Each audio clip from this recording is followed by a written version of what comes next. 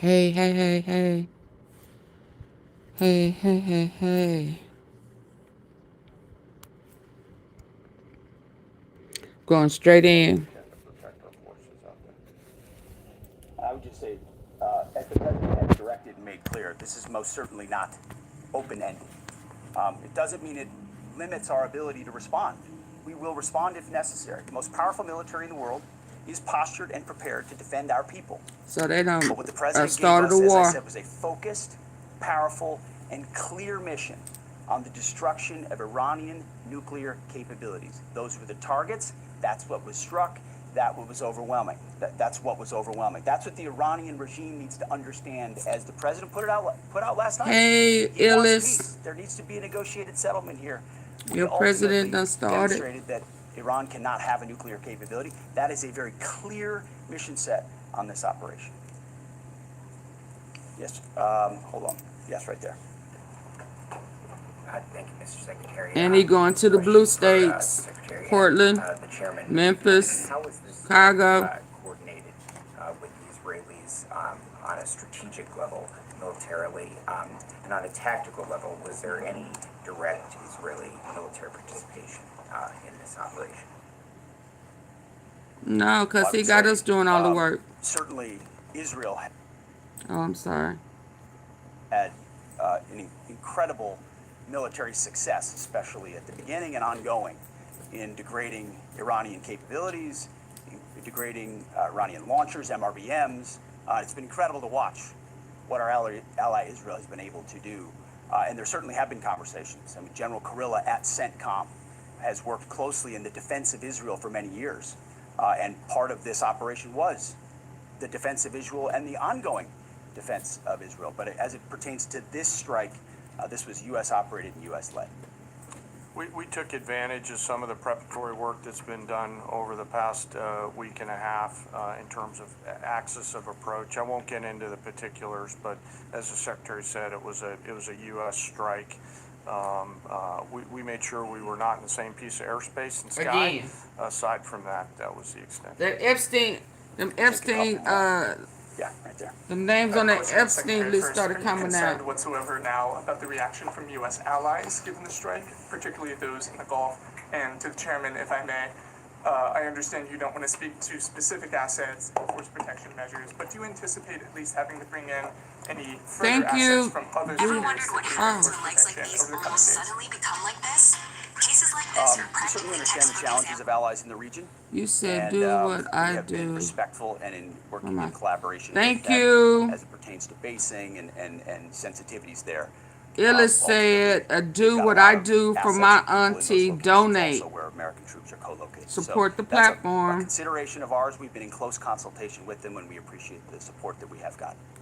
Thanks for the question on sort of the global picture, and as you know, that's one of my jobs is to look globally at the entire range of challenges. We are always carefully considering our force posture around the world and then offering options to the Secretary and to the President. Steady putting us in I harm's won't way. comment on any future things, but the American people should know that we carefully consider those moves around the world and try to modulate as needed our force structure in the region. Yeah, right here.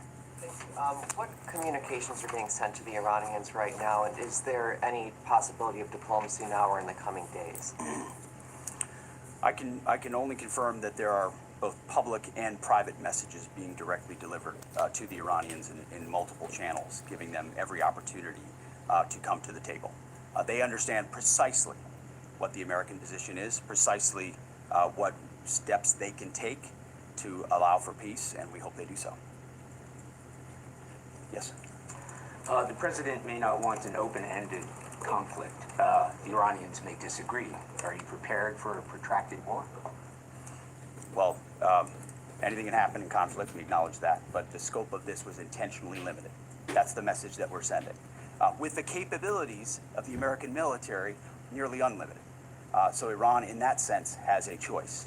But we've made it very clear to them, this is nuclear sites, this is nuclear capabilities, this is the line that the president set, and we set that back. Now is the time to come forward for peace, but we I think one of the takeaways from this as well is the unprecedented level of ongoing cooperation. I can't speak highly enough of the chairman and his staff and General Kurilla in CENTCOM, what they've done to look around the corner, to pre-position, to understand how an operation like this comes together. The scope and scale of what occurred last night would take the breath away of almost any American if you had an opportunity to watch it in real time. And I think Tehran is certainly calculating the reality that planes flew from the middle of America in Missouri overnight, completely undetected over 3 of their most highly sensitive sites, and we were able to destroy nuclear capabilities, and our boys in those bombers are on their way home right now. We believe that'll have a clear psychological impact on how they view the future, and we certainly hope they take the path of negotiated peace. But I could not be more proud of how this building operated, of the precision, the sensitivity, and the professionalism of the troops involved in this effort. I will take one more. We'll take one more question. Yes, right there. Thank you, Mr. Secretary. Concerning the justification for these strikes, in March, the Office of the Director of National Intelligence released their threat assessment, concluding, quote, Iran is not building a nuclear weapon, and Khomeini has not authorized the nuclear programs he suspended in 2003, unquote. So what new intelligence does the U.S. have since then that the Iranians have changed their position on nuclear weapons? And does this new intelligence come from U.S. sources and methods, or are we getting this information from other countries?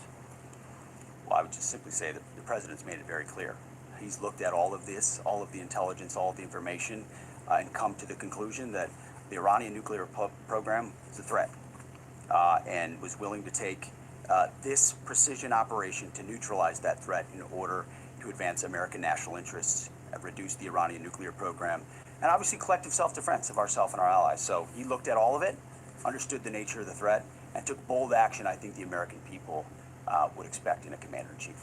That's all we've got. Thank you very much. Appreciate it, Mr. Chairman. It was powerful, and it was clear. We devastated the Iranian nuclear program. But it's worth noting the operation did not target Iranian troops or the Iranian people. For the entirety of his time in office, President Trump has consistently stated for over 10 years that Iran must not get a nuclear weapon. Full stop. Thanks to President Trump's bold and visionary leadership and his commitment to peace through strength, Iran's nuclear ambitions have been obliterated. Many presidents have dreamed of delivering the final blow to Iran's nuclear program, and none could until President Trump. The operation President Trump planned was bold and it was brilliant, showing the world that American deterrence is back. When this president speaks, the world should listen. And the U.S. military, we can back it up. The most powerful military the world has ever known. No other country on planet Earth could have conducted the operation that the chairman is going to outline this morning. Not even close. Just like Soleimani found out in the first term, Iran found out when POTUS says 60 days that he seeks peace and negotiation, he means 60 days of peace and negotiation. Otherwise, that nuclear program, that nuclear capability will not exist. He meant it. This is not the previous administration. The President Trump said no nukes. He seeks peace, and Iran should take that path. He sent out a truth last night saying this: any retaliation by Iran against the United States of America will be met with force far greater than what was witnessed tonight. Signed, the President of the United States, Donald J. Trump. Iran would be smart to heed those words. He's said it before, and he means it.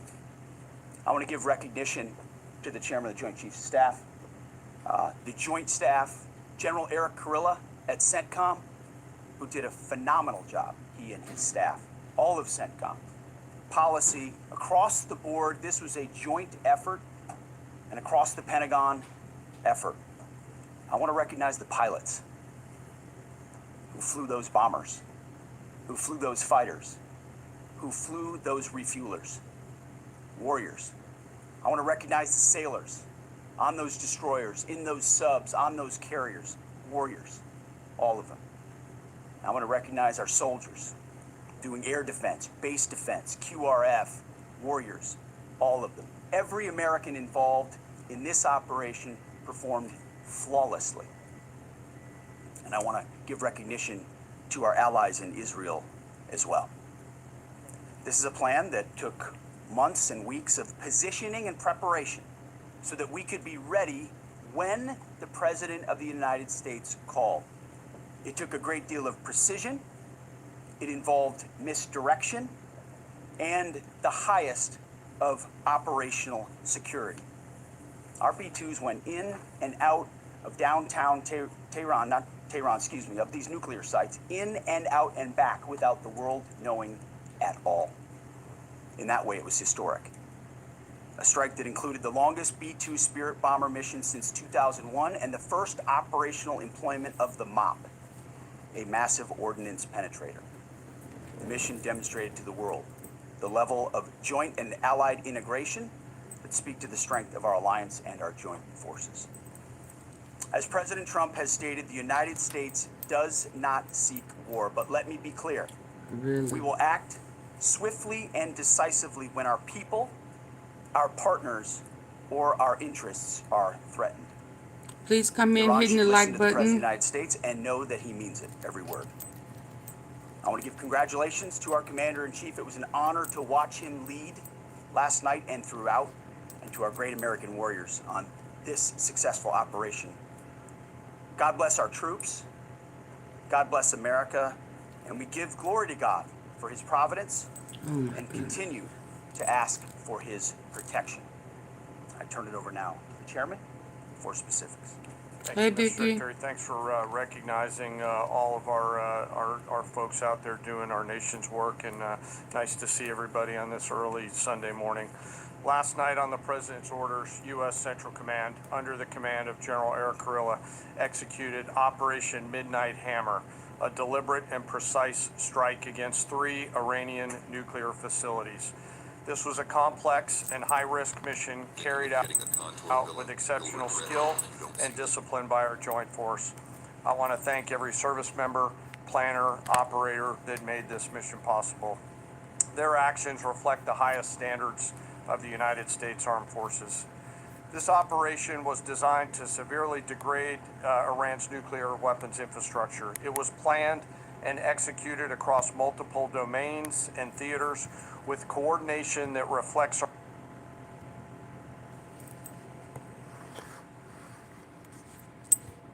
our ability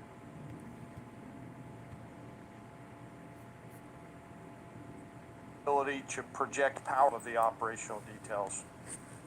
At midnight Friday into Saturday morning, a large B-2 strike package comprised of bombers launched from the continental United States. As part of a plan to maintain tactical surprise, part of the package proceeded to the west and into the Pacific as a decoy, a deception effort known only to an extremely small number of planners and key leaders here in Washington and in Tampa. The main strike package, comprised of 7 B-2 Spirit bombers, each with 2 crew members, proceeded quietly to the east with minimal communications. Throughout the 18-hour flight into the target area, the aircraft completed multiple in-flight refuelings. Once over land, the B-2s linked up with escort and support aircraft in a complex, tightly timed maneuver requiring exact synchronization across multiple platforms in a narrow piece of airspace, all done with minimal communications. This type of integration is exactly what our joint force does better than anyone else in the world. At approximately 5 p.m. Eastern Standard Time last night, and just prior to the strike package entering Iran, a U.S. submarine in the Central Command area of responsibility launched more than 24 Tomahawk land attack cruise missiles against key surface infrastructure targets at Esfahan. As the Operation Midnight Hammer strike package entered Iranian airspace, the U.S. employed several deception tactics, including decoys, as the fourth and fifth generation aircraft pushed out in front of the strike package at high altitude and high speed, sweeping in front of the package for enemy fighters and surface-to-air missile threats. The strike package was supported by U.S. Strategic Command, U.S. Transportation Command, U.S. Cyber Command, U.S. Space Command, U.S. Space Force, and U.S. European Command. As the strike package approached Fordow and Natanz, the U.S. protection package employed high-speed suppression weapons to ensure safe passage of the strike package, with fighter assets employing preemptive suppressing fires against any potential Iranian surface-to-air threats. We are currently unaware of any shots fired at the U.S. strike package on the way in. At approximately 6:40 p.m. Eastern Standard Time, 2:10 a.m. Iran time, the lead B-2 dropped two GBU-57 massive ordnance penetrator weapons on the first of several aim points at Fordow. As the president stated last night, the remaining bombers then hit their targets as well, with a total of 14 MOPs dropped against two nuclear target areas. All three Iranian nuclear infrastructure targets were struck between 6:40 p.m. and 7:05 p.m. Eastern Time. Again, that's about 2:10 in the morning local time in Iran, with the Tomahawk missiles being the last to strike at Esfahan to ensure we retain the element of surprise throughout the operation.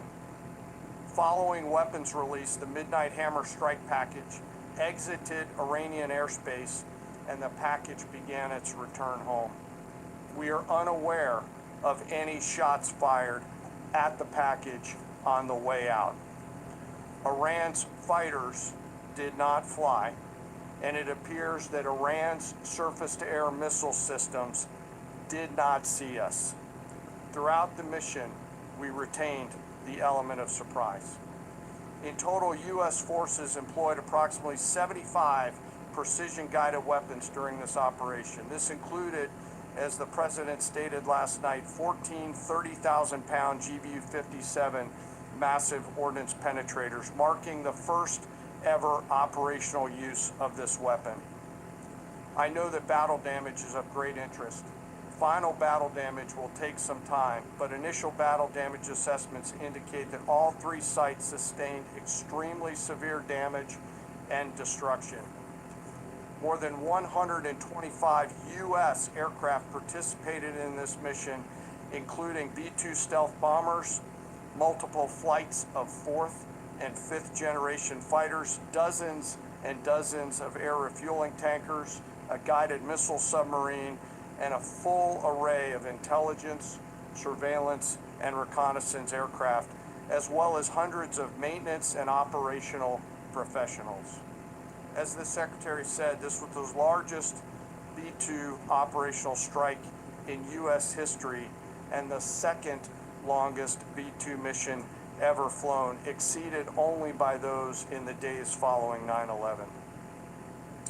Well prior to the strike, General Kurilla elevated force protection measures across the region, especially in Iraq, Syria, and the Gulf.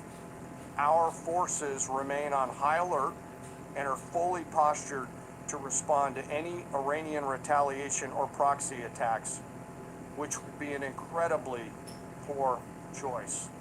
We will defend ourselves. The safety of our service members and civilians remains our highest priority. This mission demonstrates the unmatched reach, coordination, and capability of the United States military. In just a matter of weeks, this went from strategic planning to global execution. This operation underscores the unmatched capabilities and global reach of the United States military. As the president clearly said last night, no other military in the world could have done this. I join the president and the secretary in being incredibly proud of the air crews, naval forces, cyber operators, planners and support teams, and commanders who made this mission possible. It is their skill, discipline, and teamwork that makes this operation possible. I am particularly proud of our discipline related to operational security, something that was of great concern to the president, the secretary, General Kurilla, and me, and we will continue to focus on this. As we stand here this morning, many assets are still airborne, and we have hundreds deployed. I ask that we keep our warfighters on their way home and our deployed service member in our thoughts. Our joint force remains ready to defend the United States, our troops, and our interests in the region. Thank you very much. We will take a few questions. So, is regime change off the table, Mr. Secretary? And to the chairman, you said the battle damage assessment is still ongoing, but do you believe that some nuclear capability in Iran remains? This mission has not been about regime change. The president authorized a precision operation to neutralize the threats to our national interests posed by the Iranian nuclear program and the collective self-defense of our troops and our ally Israel. Thanks for your question. I think BDA is still pending, and it would be way too early for me to comment on what may or may not still be there. But thanks for the question. Green. No, behind you. Excuse me, Mr. Secretary, can you tell me, was there a particular moment when the president decided to pull the trigger on this operation, where he said, now, rather than being, something in the holster, now we're going to pull the trigger on it?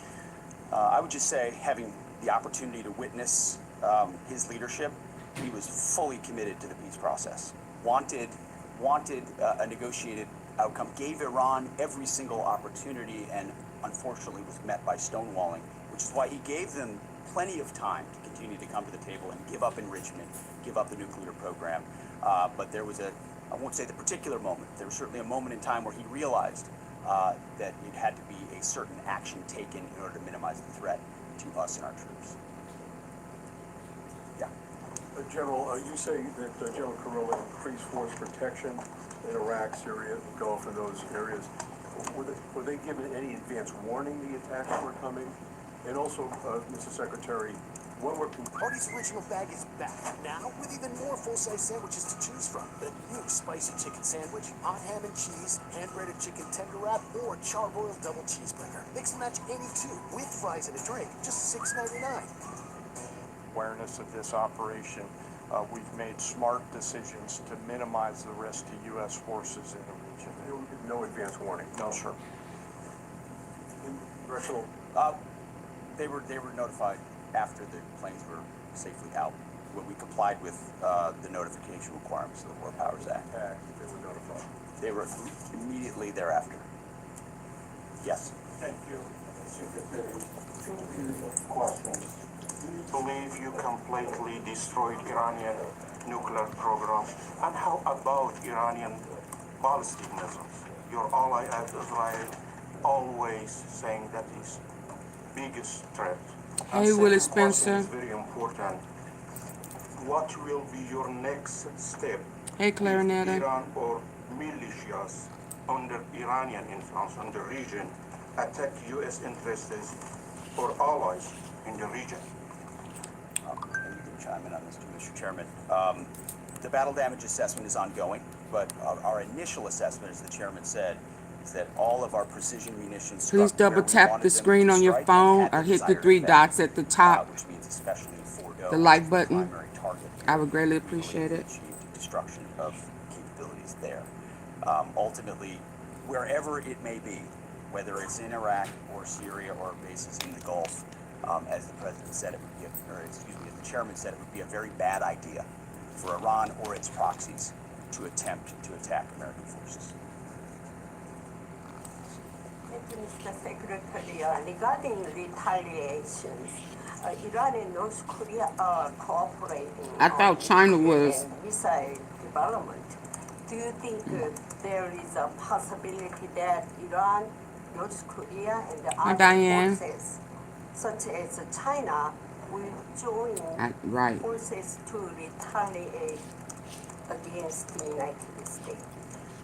Well, unfortunately, because of the policies under the previous administration, we drove those countries together, and ultimately that creates a challenging environment. Previous For administration. this particular operation, the focus is on Iran and Iranian nuclear capabilities. That's our focus here, is to not just say that they can't have, but President Trump has said from over 20 years, frankly, Iran cannot have a nuclear weapon. And ultimately, he decided this is the moment, given their stonewalling, when How could he direct say that for military over the action 20 had years? to be taken to prevent that from Where he get that 20 years from? Yes. Thank you very much. General Kane, I understand OPSEC, I respect OPSEC. Can you say at all what security procedures are being taken to No. protect U.S. troops in Iraq and elsewhere in the Middle East? And Secretary Hegseth, as a global war on terrorism veteran, what do you say to veterans who may be concerned the U.S. is getting into another open-ended war in the Middle East over weapons of mass destruction? Right. Thanks, sir. That for they the didn't question. find the last I time. won't comment on what force protection. I thought they measures found them the are last being time. taken in the region.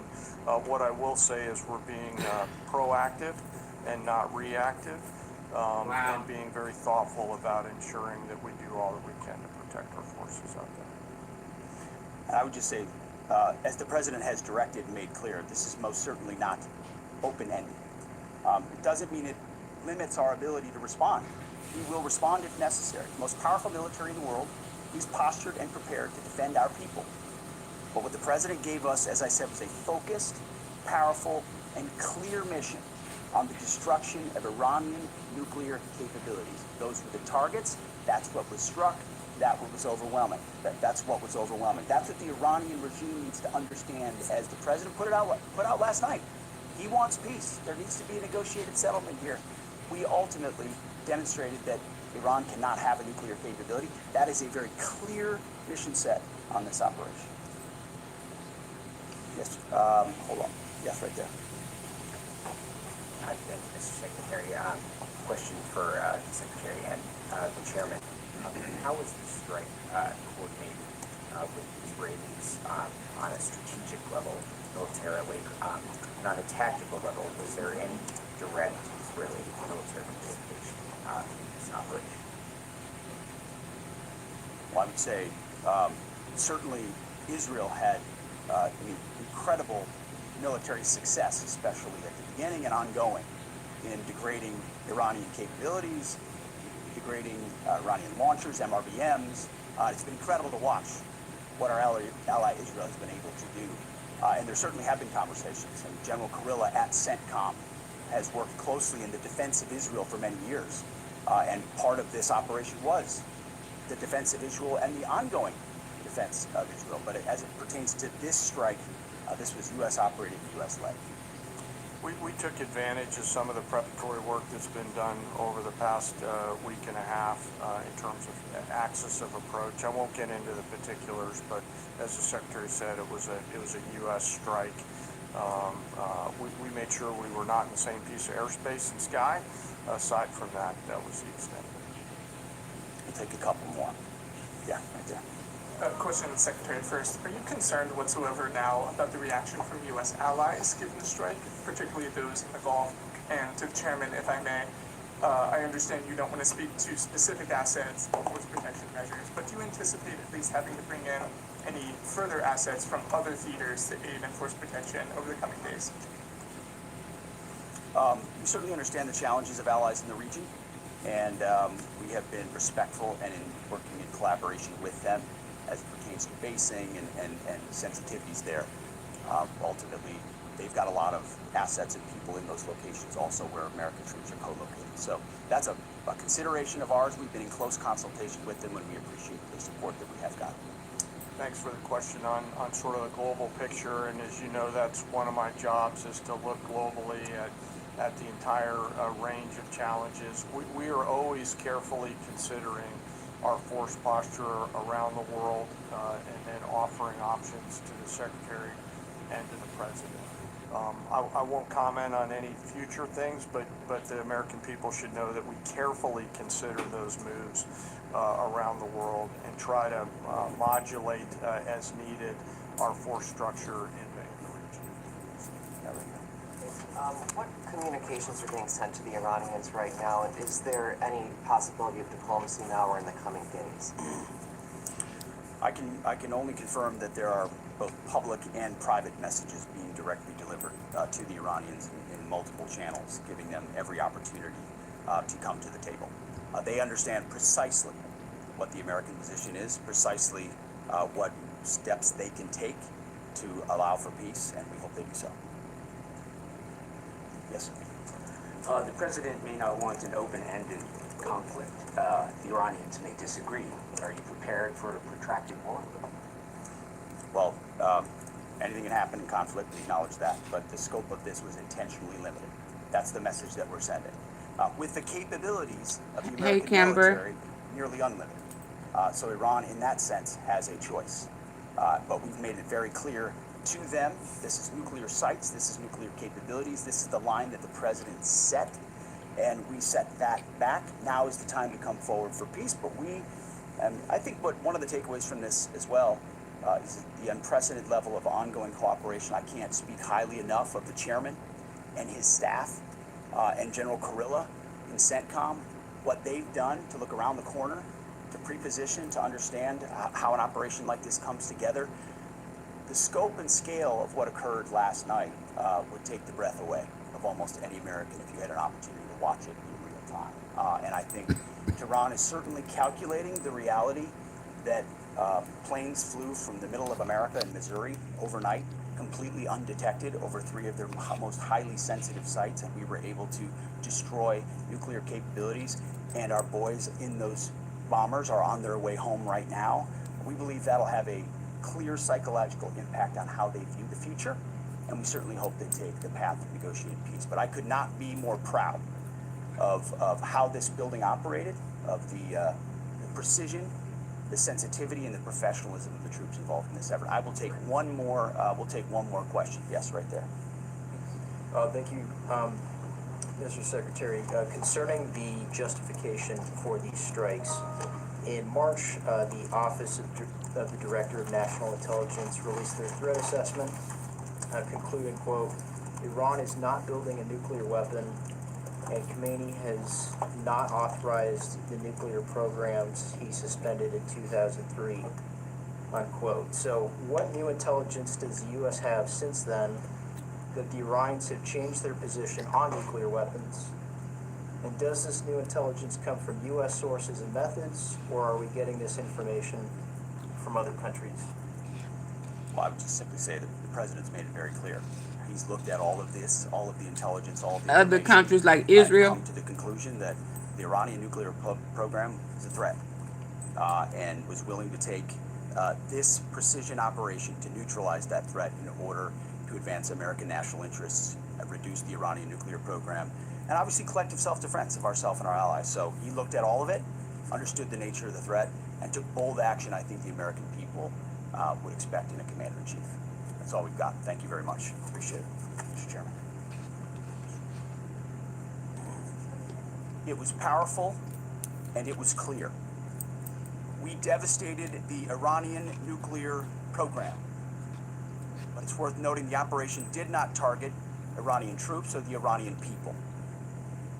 For the entirety of his time in office, President Trump has consistently stated for over 10 years that Iran must not get a nuclear weapon. Full stop. Thanks to President Trump's bold and visionary leadership and his commitment to peace through strength, Iran's nuclear ambitions have been obliterated. Many presidents have dreamed of delivering the final blow to Iran's nuclear program, and none could until President Trump. The operation President Trump planned was bold and it was brilliant, showing the world that American deterrence is back. When this president speaks, the world should listen. And the Yeah, U.S. right. military, we can back it up. The most powerful military the world has ever known. No other country on planet Earth could have conducted the operation that the chairman is going to outline this morning. Not even close.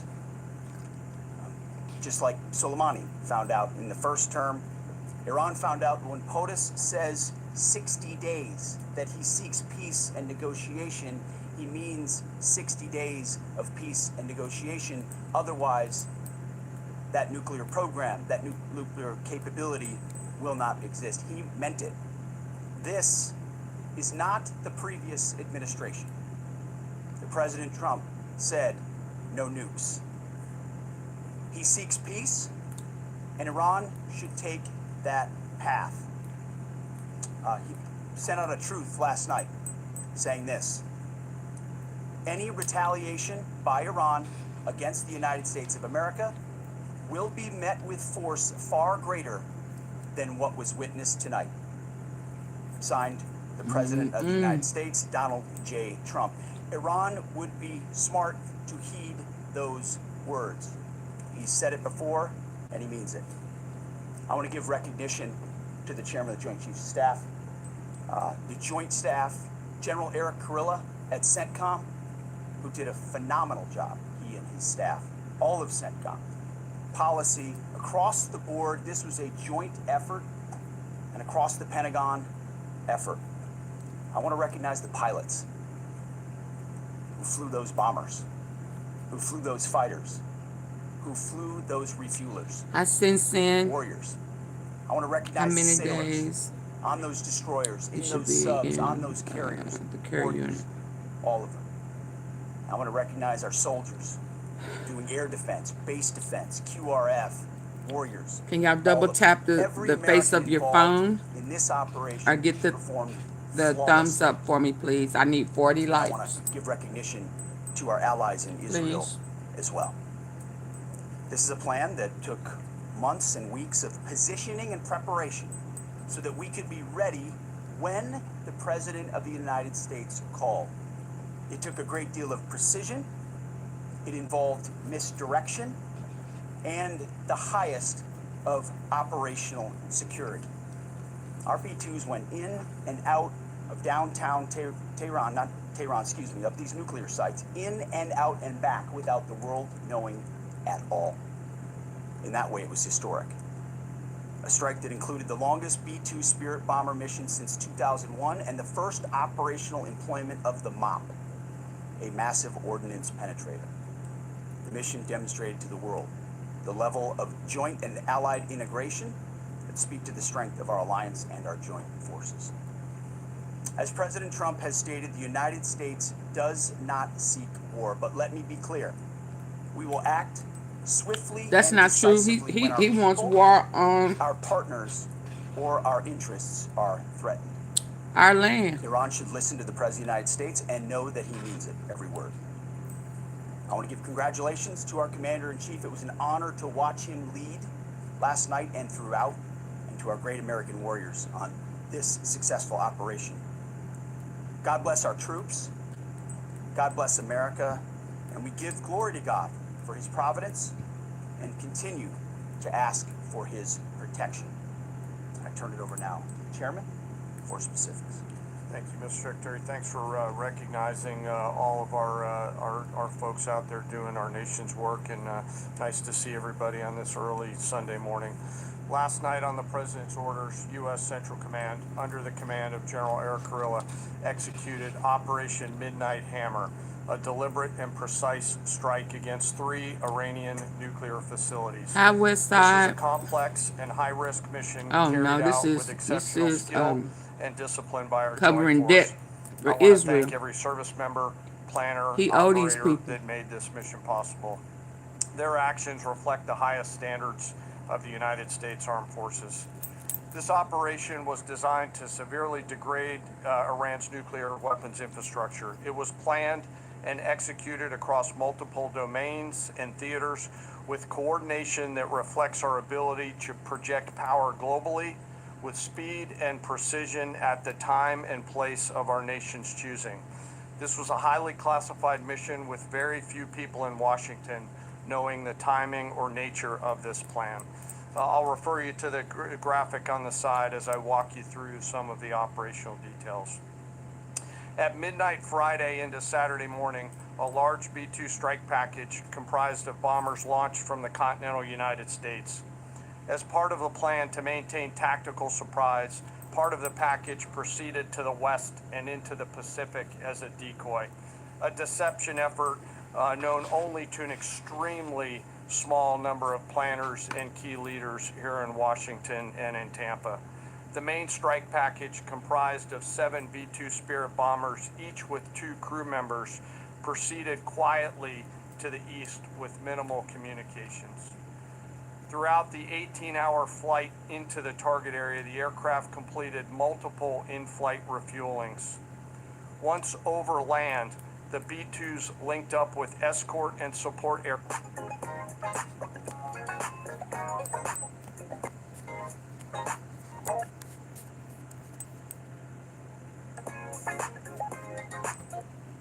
All done with minimal communications. Hi, Barbara. This type of integration is exactly what our joint force does better than anyone else in the world. At approximately 5 p.m. Eastern Standard Time last night, and just prior to the strike package entering Iran, a U.S. submarine in the Central Command Area of Responsibility launched more than 24 Tomahawk land attack cruise missiles against key surface infrastructure targets at Esfahan. As the Operation Midnight Hammer strike package entered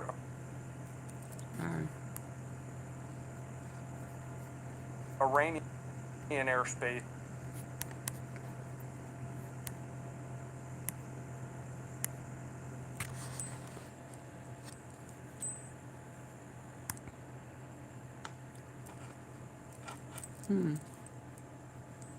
a U.S. Strategic Command, U.S. Transportation Command, U.S. Cyber Command, U.S. Space Command, U.S. Space Force, and U.S. European Command. As the strike package approached big dogs. Oh yeah, Tiger, they cool. the They U.S. cool. protection package And they employed planning. high-speed suppression weapons to ensure safe passage of the strike package, with fighter assets employing preemptive suppressing fires against any potential Iranian surface-to-air threats. We are currently unaware of any shots fired at the U.S. strike package on the way in. At approximately 6:40 p.m. Eastern Standard Time, 2:10 a.m. Iran time, the lead B-2 dropped 2 GBU-57 massive ordnance penetrator weapons on the first of several aim points at Fordo. As the president stated last night, the remaining bombers then hit their targets as well, with a total of 14 MOPs dropped against 2 nuclear target areas. All 3 Iranian nuclear infrastructure targets were struck between 6:40 p.m. and 7:05 p.m. Eastern Time. Again, that's about 2:10 in the morning local time in Iran, with the Tomahawk missiles being the last to strike at Esfahan to ensure we retain the element of surprise throughout the operation. Following weapons release, the Midnight Hammer strike package exited Iranian airspace and the package began its return home. We are unaware of any shots fired at the package on the way out. Iran's fighters did not fly, and it appears that Iran's surface-to-air missile systems did not see us. Throughout the mission, we retained the element of surprise. In total, U.S. forces employed approximately 75 precision-guided weapons during this operation. This included, as the president stated last night, 14 30,000-pound GBU-57 massive ordnance penetrators, marking the first ever operational use of this weapon. I know that battle damage is of great interest. Final battle damage will take some time, but initial battle damage assessments indicate that all 3 sites sustained extremely severe damage and destruction. More than 125 U.S. aircraft participated in this mission, including B-2 stealth bombers, multiple flights of 4th and 5th generation fighters, dozens and dozens of air refueling tankers, a guided missile submarine, and a full array of intelligence, surveillance, and reconnaissance aircraft, as well as hundreds of maintenance and operational professionals. As the Secretary said, this was the largest B-2 operational strike in U.S. history and the second longest B-2 mission ever flown, exceeded only by those in the days following 9/11. Well prior to the strike, General Kurilla elevated force protection measures across the region, especially in Iraq, Syria, and the Gulf. Our forces remain on high alert and are fully postured to respond to any Iranian retaliation or proxy attacks, which would be an incredibly poor choice. We will defend ourselves. The safety of our service members and civilians remains our highest priority. This mission demonstrates the unmatched reach, coordination, and capability of the United States military. In just a matter of weeks, this went from strategic planning to global execution. This operation underscores the unmatched capabilities and global reach of the United States military. As the President clearly said last night, no other military in the world could have done this. I join the President and the Secretary in being incredibly proud of the air crews, naval forces, cyber operators, planners, and support teams, and commanders who made this mission possible. It is their skill, discipline, and teamwork that makes this operation possible. I am particularly proud of our discipline related to operational security, something that was Can I of get great 20 concern likes to the and then I can President, go the over to Secretary, Portland General Kurilla, or and me, and to we the will next? continue to focus on this. As we stand here this morning, many assets are still airborne, and we have hundreds deployed. I ask that we keep our warfighters on their way home and our deployed service member in our thoughts. Our joint force remains ready to defend the United States, our troops, and our interests in the region. But isn't Thank this you very much. either Israel? We will take a few questions. So, is regime change off the table, Mr. Secretary? And to the chairman, you said the battle damage assessment is still ongoing, but do you believe that some nuclear capability in Iran remains? This mission was not and has not been about regime change. The President authorized a precision operation to neutralize the threats to our national interests posed by the Iranian nuclear program and the collective self-defense of our troops and our ally Israel. Thanks for your question. I think BDA is still pending, and it would be way too early for me to comment on what may or may not still be there. But thanks for the question. Green. No, behind you. Excuse me, Mr. Secretary, can you tell me, was there a particular moment when the President decided to pull the trigger on this operation, where he said, now, rather than being, something in the holster, now we're going to pull the trigger on it? I would just say, having the opportunity to witness his leadership, he was fully committed to the peace process. Wanted a negotiated outcome, gave Iran every single opportunity, and unfortunately was met by stonewalling, which is why he gave them plenty of time to continue to come to the table and give up enrichment, give up the nuclear program. But there was I won't say the particular moment, there was certainly a moment in time where he realized that it had to be a certain action taken in order to minimize the threat to us and our troops. Yeah. General, you say that General Kurilla increased force protection in Iraq, Syria, and Gulf, in those areas. Were they given any advance warning the attacks were coming? And also, Mr. Secretary, when were congressional leaders notified? How long before these attacks took place? Sir, to your first question, the risk has clearly been rising over the last few weeks in the region. Based on that, and not a particular awareness of this So operation, the congressional leaders didn't know, so it's going to be a problem in the morning. Forces in the region. no advance warning? No, sir. Congressional, They were notified after the planes were safely out. When we complied with the notification requirements of the War Powers Act. they were notified. They were immediately thereafter. But not before. Yes. Thank you, Secretary. Two questions. Do you believe you completely destroyed Iranian nuclear program? And how about Iranian ballistic missiles?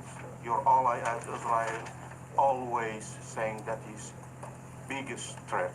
And second question is very important. What will be your next step if Iran or militias under Iranian influence in the region attack U.S. interests or allies in the region?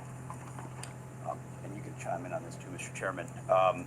The battle damage assessment is ongoing, but our initial assessment, as the chairman said, is that all of our precision munitions struck where we wanted them to strike and had the desired effect, which means especially in Fordo, which was the primary target here, we believe we achieved destruction of capabilities there. Ultimately, wherever it may be, whether it's in Iraq or Syria or bases in the Gulf, as the president said, it would be as the chairman said, it would be a very bad idea for Iran or its proxies to attempt to attack American forces. Okay, yeah, I'm gonna move to the next. Iran and North Korea are cooperating on nuclear and missile development. Do you think there is a... I mean, every day is something with him. I mean, every day. And then some more names are about to drop. Have to. He got laughed at with Comey.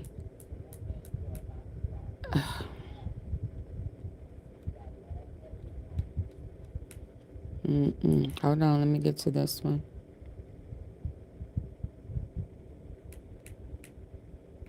Zero tolerance.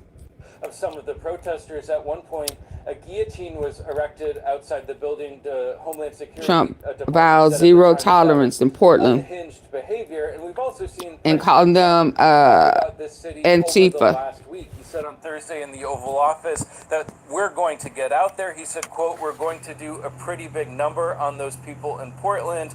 He called them professional agitators and anarchists, and you saw in his Truth social post today referencing Antifa. The president has taken steps this week to label that group a terrorist organization. Now, leaders in Portland have made pretty clear that they are not welcoming federal intervention. The mayor said this week that, like mayors across the country, I have not asked for and do not need federal intervention. That's the mayor, Keith Wilson.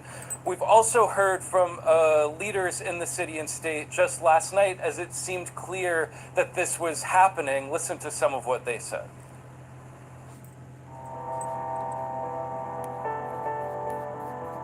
Yeah, can y'all hit the like button for me? Double tap your screen. I am sick and tired of watching the people in my community getting brutalized because they are immigrants or because they dare to speak up. I am sick and tired of it, and I'm tired of your lip service. Antifa isn't an organization, it's a movement. Yeah, but, share their frustration. you know, we're trying to use every power we have as the federal team. Obviously, we're in the minority. So you also heard Jeff Merkley and other officials there say essentially, don't take the bait, raising the prospect that sending these troops into Portland could be essentially an effort to try and goad them into conflict. And so it will be very interesting to see how this plays out over the coming days, over the coming week, just as we learn more about what specifically this federal intervention might look like. Danny. Yeah, very interesting indeed. Appreciate you breaking that down for us, Kevin. Thank you. Yeah. And we continue to follow our breaking news. Just a short time ago, President Trump announcing on Truth Social that he is sending troops to Portland, Oregon to protect ICE facilities.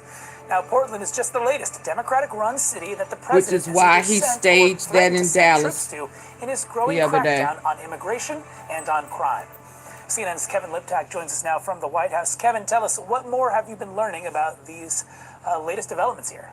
Yeah, and there's no question this is an escalation in the president's push to deploy the U.S. military on domestic soil. It follows this pattern. We saw it in Los Angeles. We saw it here in Washington, D.C. If the president choosing Democrat-led cities and states to make this push and really kind of pushing the boundaries of the use on domestic soil of the U.S. military. The president writing on Truth Social this morning that at the request of Secretary of Homeland Security Kristi Noem, I am directing Secretary of War Pete Hegseth to provide all necessary troops to protect war-ravaged Portland and any of our ICE facilities under siege from attack by Antifa and other domestic terrorists. I am also authorizing full force if necessary. Thank you for your attention to this matter. Now, there are a lot of unanswered questions here. One is the timeline, when exactly we would see these troops arrive into Oregon. We also don't know what types of troops the president is talking about here, whether it's National Guard, whether it's active duty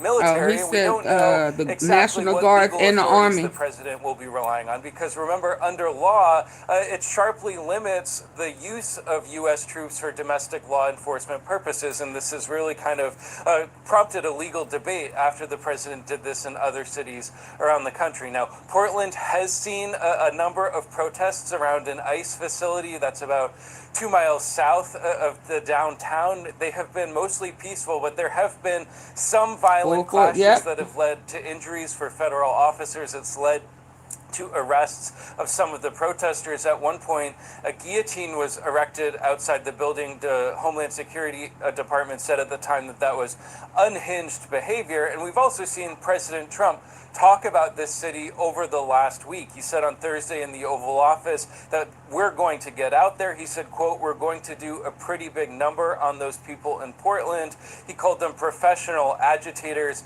and anarchists. And you saw in his Truth Social post today referencing Antifa, the president has taken steps this week to label that group a terrorist organization. Now, leaders in Portland have made pretty clear that they are not welcoming federal intervention. The mayor said this week that, like mayors across the country, I have not asked for and do not need federal intervention. That's the mayor, Keith Wilson. We've also heard from leaders in the city and state just last night as it seemed clear that this was happening. Listen to some of what they said. Okay, y'all, I need 11 likes. It is going after midnight, so I'm trying to stay up with you, but double tap the face of your screen, please. If you're on your phone, and if you're on your computer or your laptop, hit the 3 dots at the top right for the thumbs up, please. Thank you. Tired of watching the people in my community getting brutalized because they are immigrants or because they dare to speak up. I am sick and tired of it, and I'm tired of your lip service. Show up and do something. Well, I share their frustration. Show up and do We're trying to use something. every power we have as the federal team. Obviously, we're in the minority. So you also heard Jeff Merkley and other officials there say essentially, don't take the bait, raising the prospect that sending these troops into Portland could be essentially an effort to try and goad them into conflict. And so it will be very interesting to see how this plays out over the coming days, over the coming week, just as we learn more about what specifically this federal intervention might look like, Danny. Yeah, very interesting indeed. Appreciate you breaking that down for us, Kevin. Thank you. And we continue to follow our breaking news. Just a short time ago, President Trump announcing on Truth Social that he is sending troops to Portland, Oregon to protect ICE facilities. Now, Portland is just the latest Democratic-run city that the president has either sent or threatened to send troops to in his growing crackdown on immigration and on crime. CNN's Kevin Liptak joins us now from the White House. Kevin, tell us, what more have you been learning about these latest developments here? Yeah, and there's no question this is an escalation in the president's push to deploy the U.S. military on domestic soil. It follows this pattern. We saw it in Los Angeles. We saw it here in Washington, D.C. If the president choosing Democrat-led cities and states to make this push wants and really Civil pushing the boundaries of the use on domestic soil of the U.S. So military. he would have to stay in office. Writing on Truth Social this morning that at the request of Secretary of Homeland Security Kristi Noem, I am directing Secretary of War Pete Hegseth to provide all necessary troops to protect war-ravaged Portland and any of our ICE facilities under siege from attack by Antifa and other domestic terrorists. I am also authorizing full force if necessary. Thank you for your attention Full to force. this matter. Now, there are a lot of unanswered questions here. One is the timeline, when exactly we would see these troops arrive into Oregon. We also don't know what types of troops the president is talking about here, whether it's National Guard, whether it's active duty military, and we He don't said, know vote for exactly me, what you'll legal never have to authorities vote the again. president will be You're, relying on. yep, Because remember, he under sure did. law, it sharply And he called out limits to the use Christians. of U.S. troops for domestic law enforcement purposes. He And said this he has really wasn't kind one, of, but he prompted a needed legal the debate Christian after the votes. president did this in other cities around the country. Now, Portland has seen a number of protests around an ICE facility that's about 2 miles south of the downtown. They have been mostly peaceful, but there have been some violent clashes that have led to injuries for federal officers. It's led to arrests of some of the protesters. At one point, a guillotine was erected outside the building. The Homeland Security Department said at the time that that was unhinged behavior. And we've also seen President Trump talk about this city over the last week. He said on Thursday in the Oval Office that we're going to get out there. He said, quote, we're going to do a pretty big number on those people in Portland. He called them professional agitators and anarchists. And you saw in his Truth post, social post today referencing Antifa, the president has taken steps this week to label that group a terrorist organization. Now, leaders in Portland have made pretty clear that they are not welcoming federal intervention. The mayor said this week that, like mayors across the country, I have not asked for and do not need federal intervention. That's the mayor, Keith Wilson.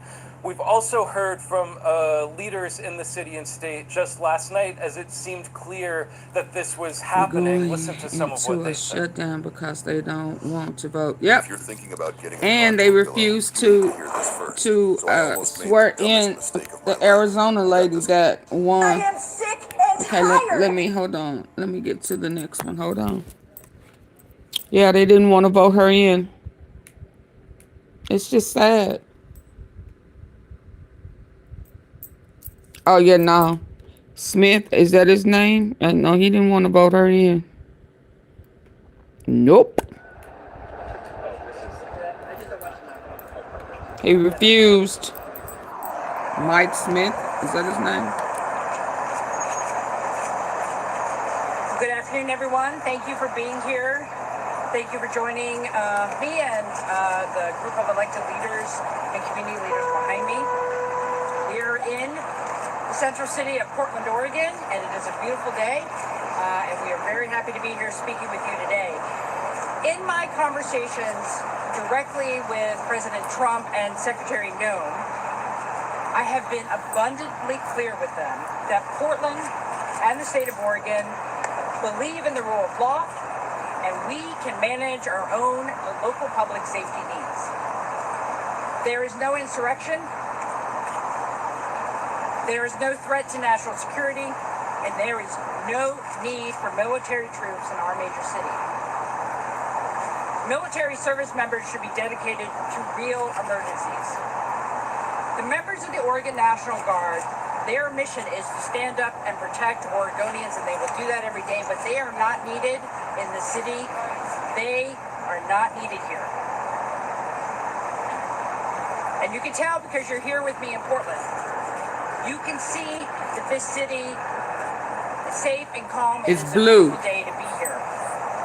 For those of you who are here downtown and watching at home, you know that our city is not the place that Can people you think it is. double Years tap the ago, screen and hit the like button for me? There's business thriving.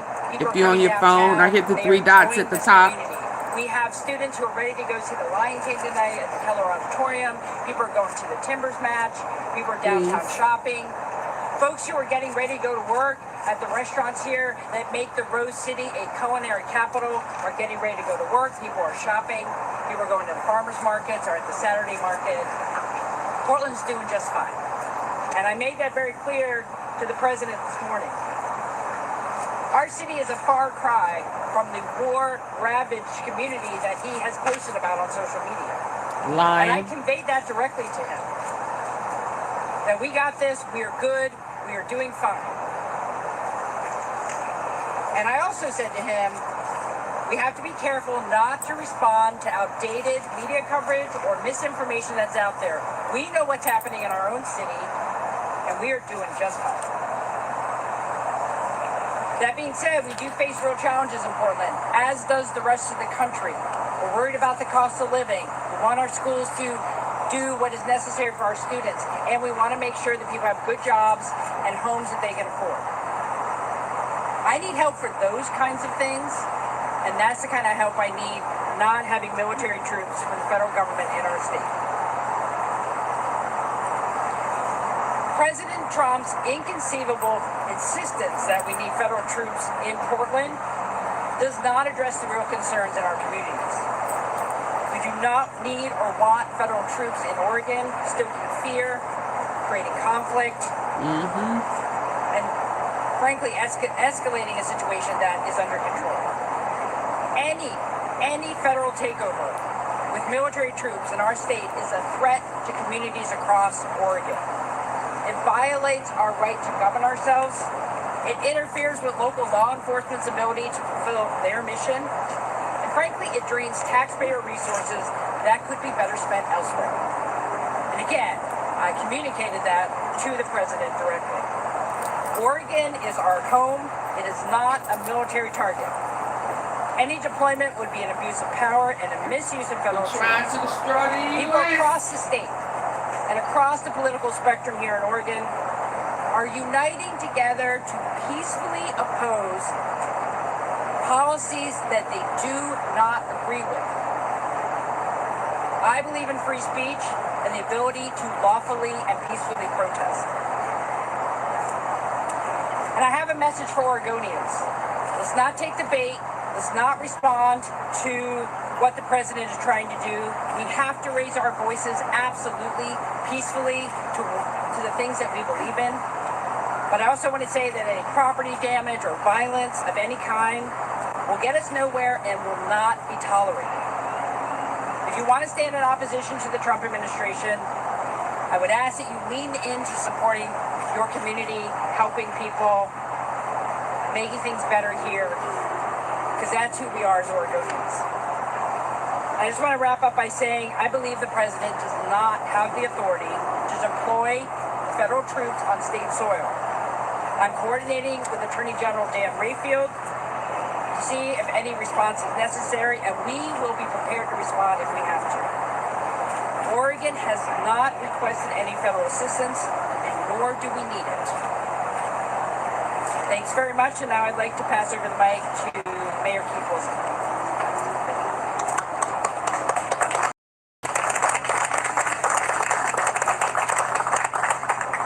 Good afternoon, and thank you for joining us. And also thank you to the friends and colleagues that are standing with us today. Appreciate you on such short notice coming out to show your support for Portland. I'll jump right in. President Trump has directed all necessary troops to Portland, Oregon. The number of necessary troops is 0 in Portland and any other American city. And let me repeat that. This is an American city. We do not need any intervention. This is not a military target. The president will not find lawlessness or violence here. I've been so deeply disappointed to see the footage from a half-decade ago recycled and then recycled again. If President Trump came to Portland today, what he would find is people riding their bikes, playing sports, enjoying the sunshine, buying groceries or produce from a farmer's market, as the governor had noted. We've had hard conversations and we've done important work in the years since that footage was taken. We reformed our public safety system. We've refocused our community and on our economy. And we've redoubled our efforts to help our most vulnerable. In fact, we could use federal help for all those things I just listed. Imagine if the federal government sent hundreds of engineers or teachers or outreach workers to Portland instead of a short, expensive, and fruitless show of force. On Monday, I will gather with a dozen regional mayors to sign a joint statement modeled after that of Mayor Brandon Johnson of Chicago, who received the same ugly threat of military deployment as Portland now has. Like Mayor Johnson's executive order, our statement will be one of values, of caring for our community and caring for each other. And that's what we need right now, not occupying troops. It will also cover the standards that we hold ourselves to, and the standards that we must, as a nation, hold our federal law enforcement and military to. We have a place at the table for everyone willing to lend us a hand, and that should include the federal government. Again, I am so deeply disappointed with the federal government's irresponsibility. At the end of the day, this may be a show of force, but that's all it is. It's a big show. And after Big Show, everyone goes home, and that's what I want to happen here today. In Portland, we have a long and proud tradition of peaceful protests. We have a long and proud track record of being at the forefront of positive social change. There are new risks today, risks that we do not yet fully understand. The administration has refused to elaborate on what they mean when they say they will deploy full force against our city and citizens.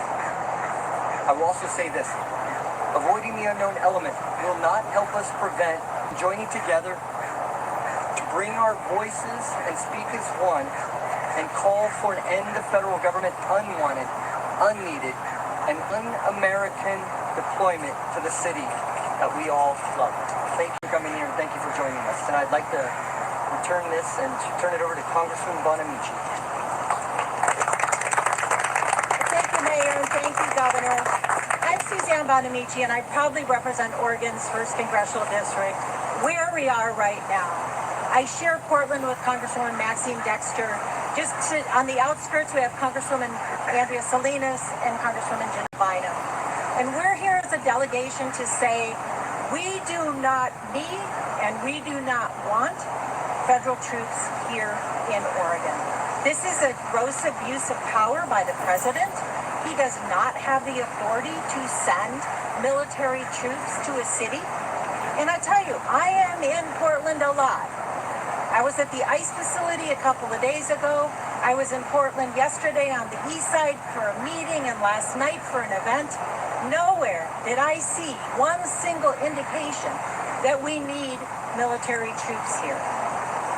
I strongly oppose this action by the president, and I thank the governor and the mayor for their words. And I also want people to understand that Portland is a place of possibility. It's a place where here today we see the sun shining, people out in the streets, shopping in our stores, going to our amazing restaurants. We have amazing businesses here in Portland, and that is what Portland is about. It's a thriving, wonderful community, and sending military troops here will only make it dangerous, not just for people in Portland, but for the entire region. We need to stand together as a community, and we know how to do that in Portland. We respect the right for peaceful protest, and for people who want to do that, please, be peaceful. We all want that to happen. We want people to exercise their free speech rights peacefully, but we also want to send a message to this administration. There are so many things you could be doing to help Portland. You could let us hire back the federal employees you fired. Right. You could send us the dollars that Congress appropriated. Right. For infrastructure, for housing, for education. And send the money that you send to Israel to sending military troops nutty buddy. Will not. So the congressional delegation stands together with the governor, with the mayor, with the business leaders, and everyone, elected leaders who are here today, saying no military troops in Portland. We are here to say no. We are here to say Portland is a great city that's thriving. No military is welcome or needed here. I agree with the mayor. The number of necessary troops is 0. And now it's my honor to turn it over to Bob Day, our Portland Chief of Police.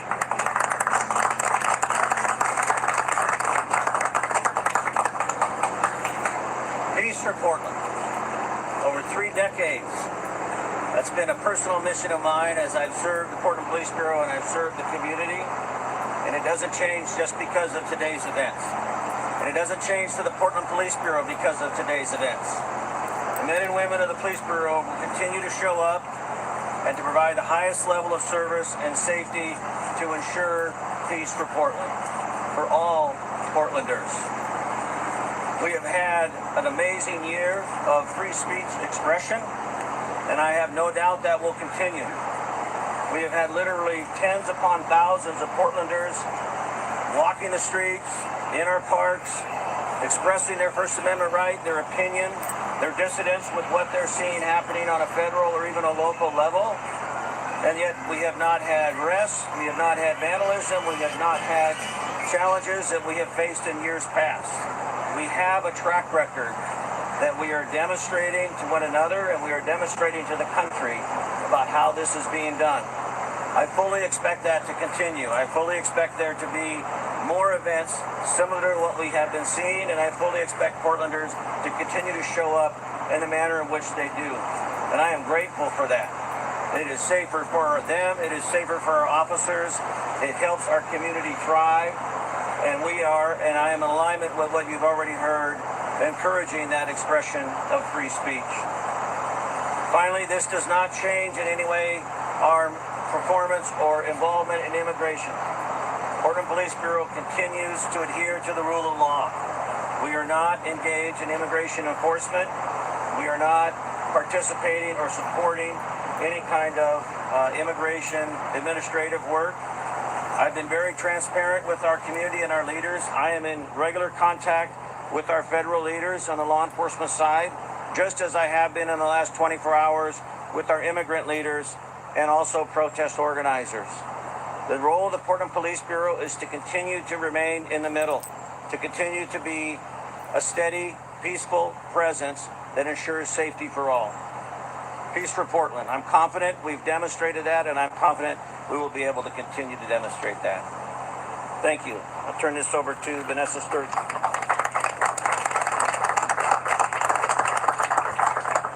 Thank you, Chief, and thank you to everyone for being here this afternoon. I'm representing the Portland Metro Chamber, the Downtown Portland Clean and Safe, and our charitable institution. Okay, let me go. My battery is low, so let me go to the next one I have.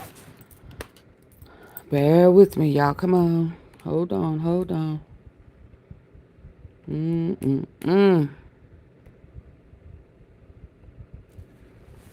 What have we gotten ourselves into? Lord have mercy.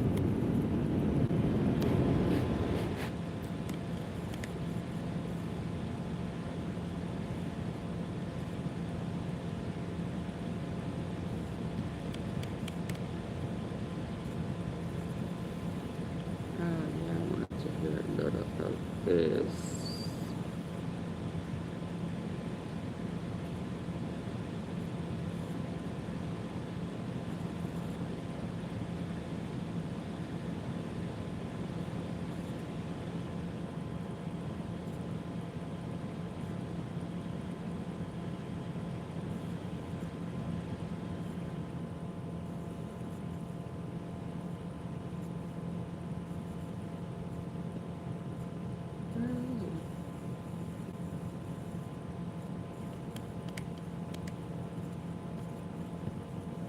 Hey, you guys know, what's my hometown? Portland, Oregon. City in the nation? Well, saying that he's going to be deploying federal forces, could be...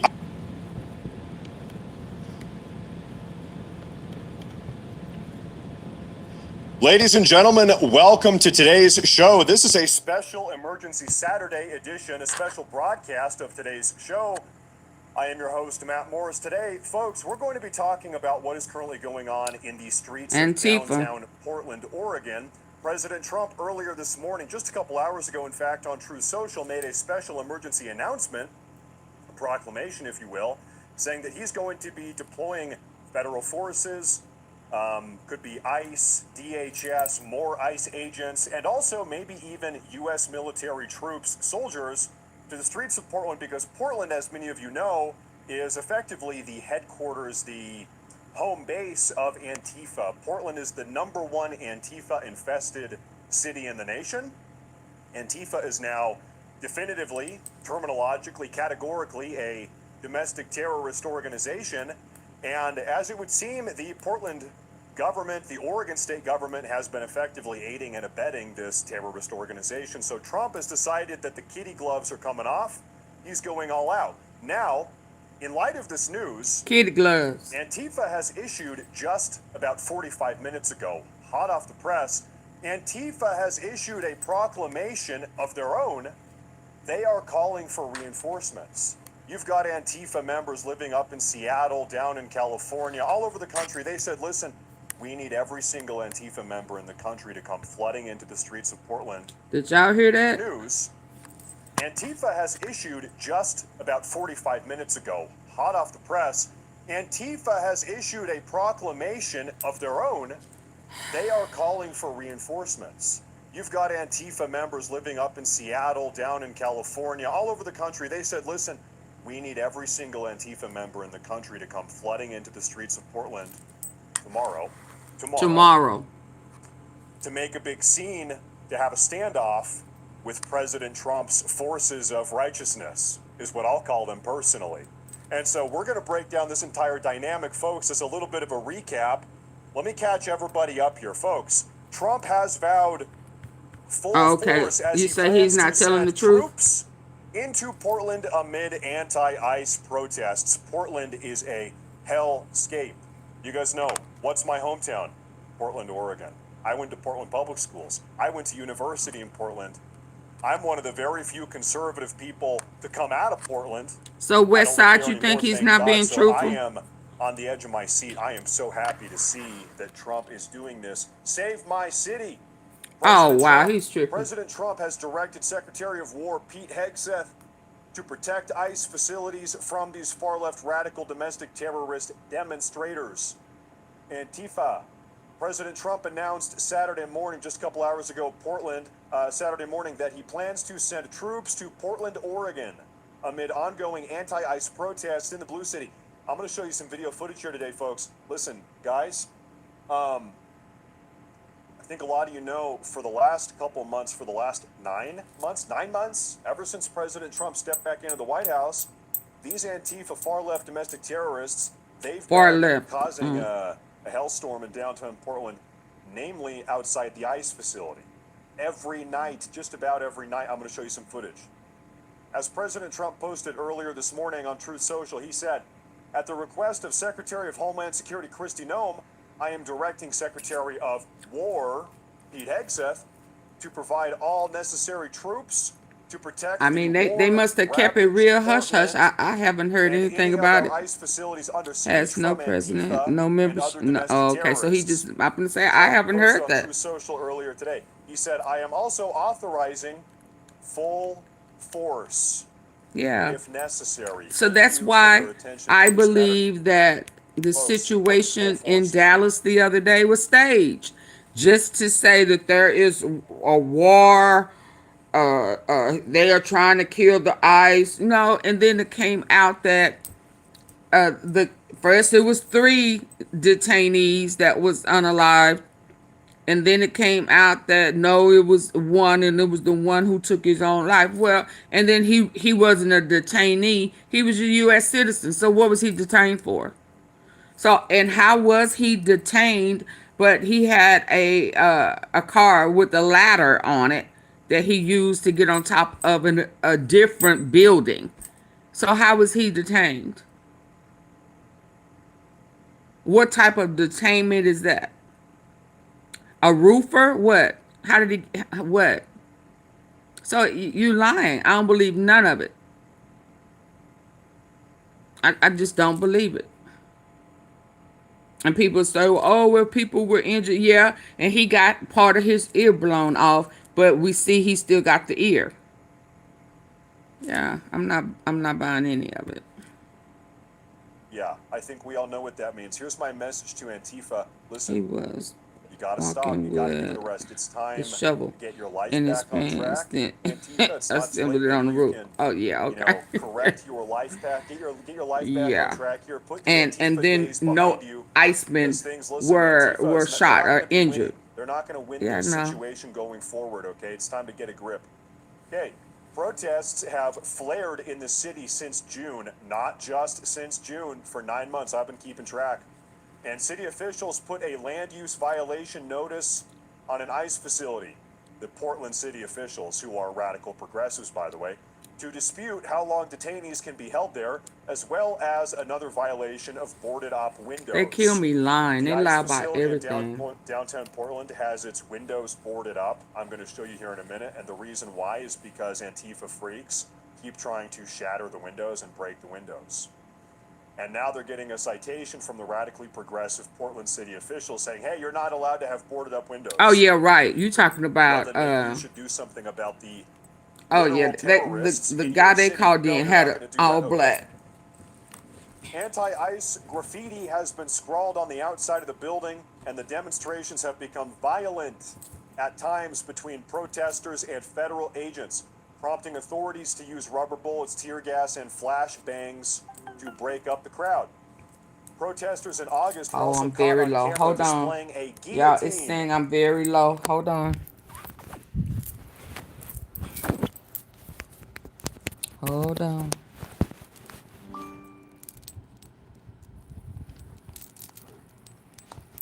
Ah.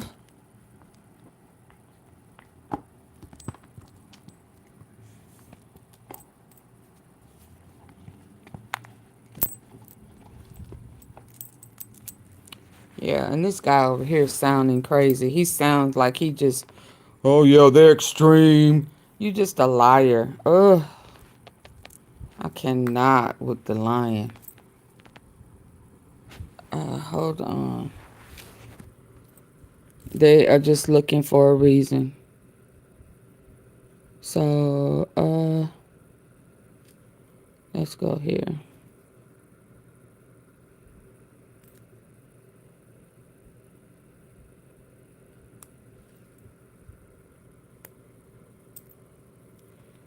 Hold on, I don't have my volumes up. Charges, making false statements and obstruction of justice. Both are connected to.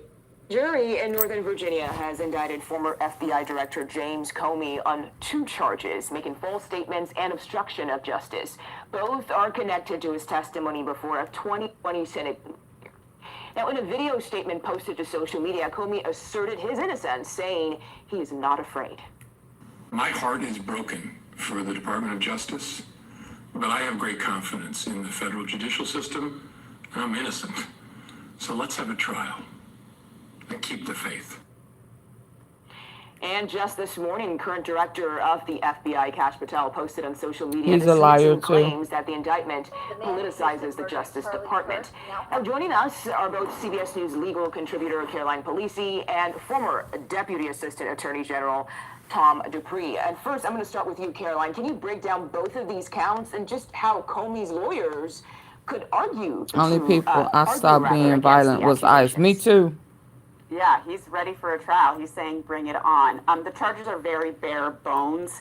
It's just making a false statement to Congress and then obstruction of a proceeding based on that false statement.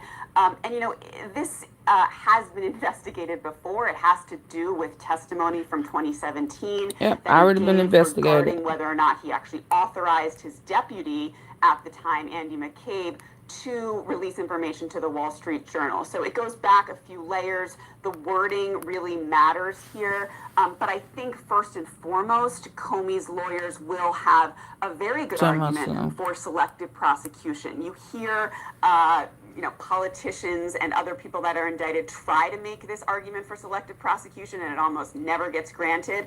But this is an almost textbook example of that. And you have, as exhibits to your motion, those Truth Social posts from Donald Trump before and after. You have the fact that he's just angry. He's just stalling any and everything for the Eastern District of Virginia and replace him with, a crony essentially. To start on the Epstein files. Yeah, and Tom, I want to bring you in here because just how difficult is it to charge someone for lying to Congress in a case like this?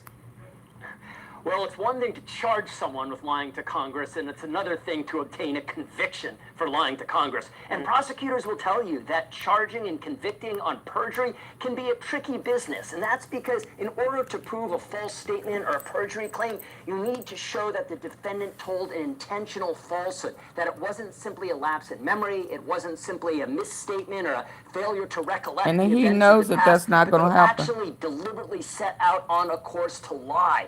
So although it's one thing to charge, it's one thing to obtain a grand jury indictment, it is quite another thing to march into federal court, amass your evidence, and persuade a jury beyond a reasonable doubt, the highest standard known in American law, that the defendant is guilty. Well, the That's a good point there. And Caroline, Cash Patel needs to be charged for lying. the only prosecutor to sign the indictment. So what does that say about the case itself and also the statute of limitations that was supposed to end very soon in this case? What does that tell you?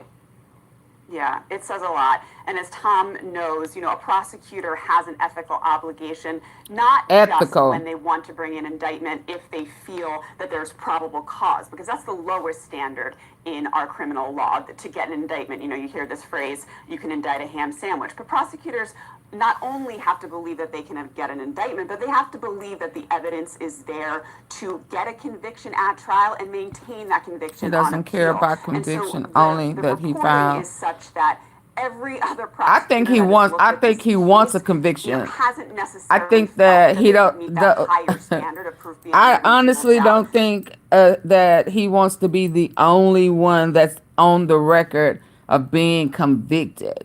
So I think he wants others to have a criminal record so that the Smithsonian or when he rewrites history, he will be looked upon. He don't like the mashed potatoes on his head. Remember his niece told us he hates to be humiliated and made fun of. Yeah, mashed potato man. He got mashed potatoes on his head. Dear Iran, please remember your beef is with Trump, not us. We don't even want him. Yeah, come and get him. I thought y'all had a little, little bag on him. Come get your bag, man. I thought y'all had a little,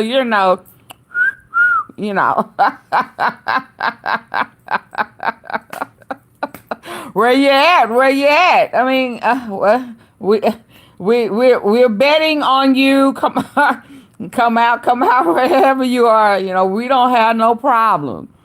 We sick of what's his name, BB, Netanyahu or whatever that man's name is. Come get BB too. Yeah. Maybe they felt like they could get an indictment, but again, there's that higher burden of proof that needs to be met in a trial, and it's a tricky business. The fact that she came in right at the last minute, she's been on the job since Monday. That that statute of limitations was set to end in the 5-year mark there. I mean, it's all giving red flags for this prosecution. Mm-hmm. And Tom, I think this is a very important question. What kind of lasting impact can the eventual decisions on these charges have? I think the impact, regardless of the way this case goes, will be profound. Obviously, people on all sides of the aisle have been concerned, both in the past administration and this administration, about the politicization of criminal law, about weaponization of the Justice Department. And I think this case really will be a bellwether of sorts. It's one thing, as I was saying, to bring an indictment, but now the real challenge starts in that now the Justice Department is going to have to come up with evidence supporting these charges, evidence sufficient to persuade a jury that Comey is guilty. And so whichever way these goes, I think it will cause a lot of people either to reaffirm their faith in our justice system or to have serious doubts about the process that led to this point and that led to the indictment of last night. Yeah, well said. Tom Dupree and Caroline Polisi, thank you so much to you both for joining us and for your insight. We really appreciate it. Life doesn't wait, and neither should you. This is crazy. Aleve can help you deal with pain less throughout your day. Your insight, we really appreciate it. CBS News legal contributor Rebecca Royfee is here with me in studio to digest all of this. Good morning. So these charges, as we talk about the bigger political climate, come as President Trump explicitly says publicly that the DOJ has to act fast, end quote, in investigating his political opponents. How much does that come into play here? Yeah, Errol, I mean, it's really hard to overemphasize at this point the gravity of this situation. American prosecutors, federal prosecutors, the DOJ is supposed to be an independent, apolitical body that's essential to preserve democratic values precisely for the reasons we see playing out right here. It's not just Comey, it's any person who dares to stand up to the president has to now fear that he can use this extremely powerful arm to come after them, and that is completely inconsistent with the rule of law and with democracy itself. And President Trump has also targeted Letitia James, Adam Schiff, people who have investigated him specifically. What's also interesting is that acting U.S. They've already investigated him. Was the only prosecutor to sign the charging documents. How unusual is that, and how much does that tell us? It is extremely unusual, and I mean, I think that the line prosecutors decided that there's evidence that the line prosecutors came forward and decided that this was too weak a case to bring, and it looks like then refused to go into the grand jury in protest, and that she had to, again, these are inferences that I'm making, that she had to go in there by herself.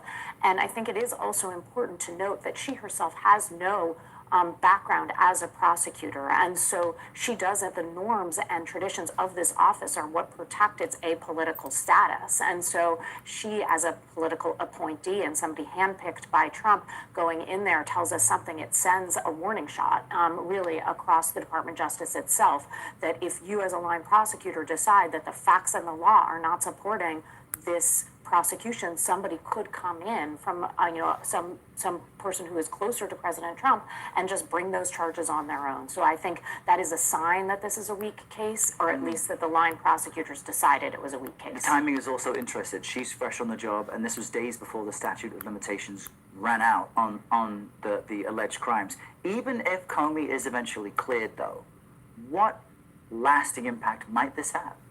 I think it has it will be hard to recover from this moment. I think that we have had, at time and again, at least since Watergate, every single attorney general and every single president. I hope he exposed everything that he the independence of knows. Federal prosecutors, and I hope he leaked everything. I think it will take some time before we can go back.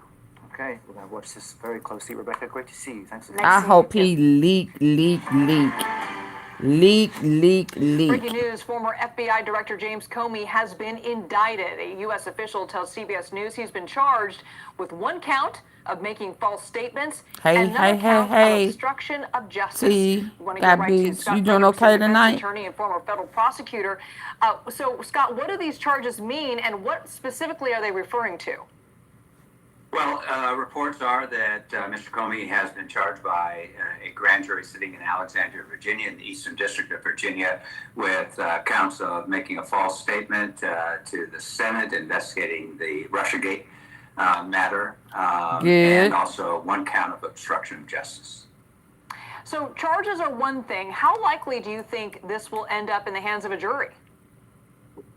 Well, I think there's a legitimate, serious question whether this ever gets to a jury, given, the recent circumstances, which are just unavoidable. We had a very experienced veteran U.S. attorney appointed by President Trump who determined there was insufficient evidence to indict Mr. Comey, and he was forced out. In his place is a new acting U.S. Attorney, Lindsay Halligan, who has a grand total of zero prosecutorial experience, zero experience in the criminal law. She comes to this job from her position as an aide to Mr. Trump. President Trump, as we know, demanded that Comey be indicted. So, yes, this is going to get to a judge, and whether it gets to a jury is a legitimate question. Zero experience. Now, Trump has been putting pressure on Attorney General Pam Bondi to go after his enemies when it comes to these different types of charges. Unlawful. He also mentioned Senator Adam Schiff from California. I'm curious if you think that this is just the beginning. It does appear that this is just the beginning, and that's a good observation on your part. Historically, this has never been done before. The White House has been walled off from the Department of Justice. We don't historically prosecute people based on political, retribution, revenge, or otherwise. So we may expect further indictments. The president wants Senator Schiff from California indicted, and wants Letitia James, the Attorney General of New York, indicted, and it goes on. People Everybody who's not intimidated by him. So Lindsay has never been in a federal court. Never prosecuted criminal.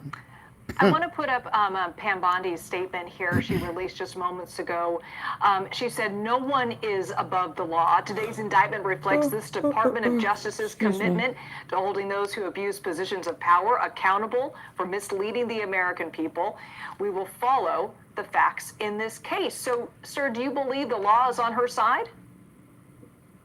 Well, that's to be determined. I mean, that's a very general statement she makes. It's applicable to any case that gets indicted.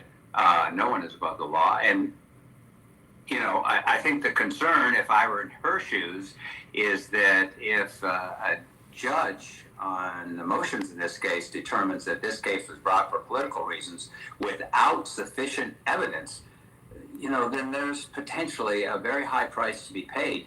And that will go all the way up to the Attorney General, as well as the Deputy Attorney General, as well as his acting U.S. Attorney.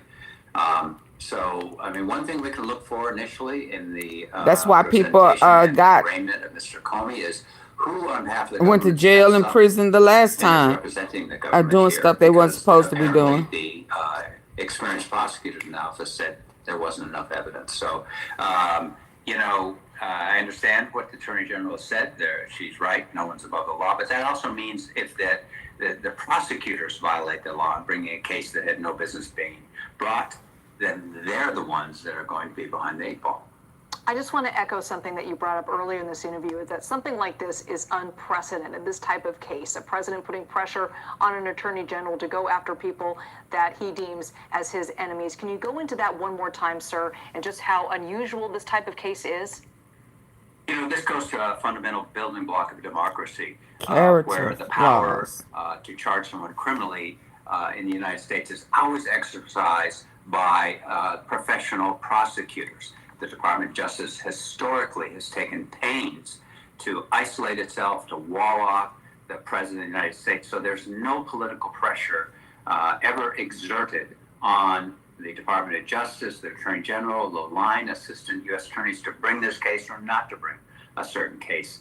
And it appears that wall has been fully breached. And based on reports, it appears that this new acting U.S. attorney, no experience as a prosecutor, is taking direction from the President of the United States. Never happened before. What are you going to be looking for in the next couple of days with this? Well, I think we're going to see some explosive, arguments right out of the box. And I think what I'm going to be looking for is when this gets to the judge who's appointed to handle this case in the Alexandria Division, I suspect we're going to see that judge exercise some very strong supervision, given the fact that the U.S. attorney in his district, who was an experienced prosecutor, respected prosecutor by the judges in that district, was forced out when apparently he concluded there wasn't enough evidence in this case. So the judges, this district is one of the premier districts in our country. They handle most of our national security criminal cases. Rip her a new one. In their professionalism. So I'm looking to see what the judges here do. I think, I suspect, my prediction is we're going to see the government on defense, on its heels very quickly in this case. Okay, y'all. Thank you. Okay, that's it. I'm out of juice. Thank y'all for sharing your Saturday night with me. We know what the real issue with Comey is. Comey, he didn't lie on James, which should be the cause for impeachment. Yep. Okay, y'all, good night. Sleep tight. Don't let the Trump bug bite, because y'all know he good and funky.